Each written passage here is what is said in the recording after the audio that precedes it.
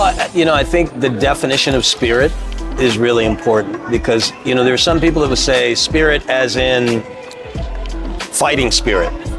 Well, that could also be said to be attitude. Just like when you say, when people say a boxer has heart, what does that really mean? That means they have fortitude. That means they have that indomitable spirit. That means they're not going to back up. They're not going to back off. They're going to step up to a challenge. That's a mental discipline. When you say spiritual to a person that has a spiritual inclination or an understanding of other practices, other methods, meditative practices, and the goals of training on a broader scope, it means something different.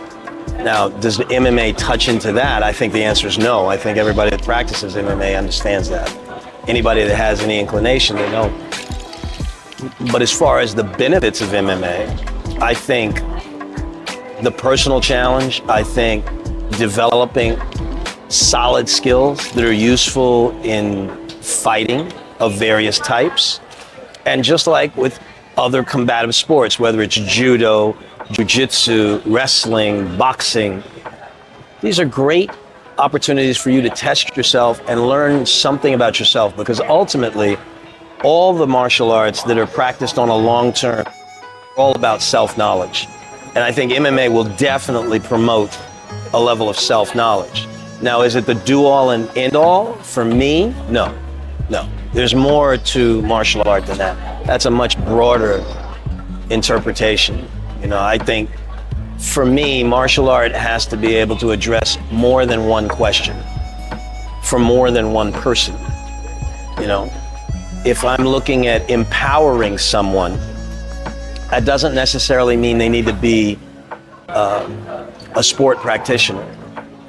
That has to do with how they feel about themselves.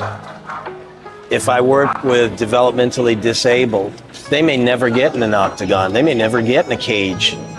Does that mean they can't be a martial artist? Does that mean there's no value to their practice? What about the 80-year-old who's losing balance and worried about breaking a hip and dying? Does that mean they can't benefit from martial art because they're not interested in the sparring component, or it's not appropriate for them?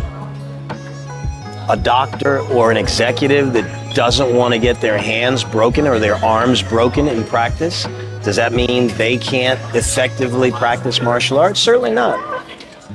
So, martial art is many things to many people. It's not just about competing.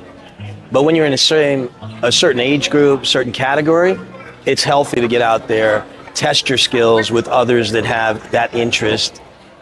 And it's a natural progression, but only for some.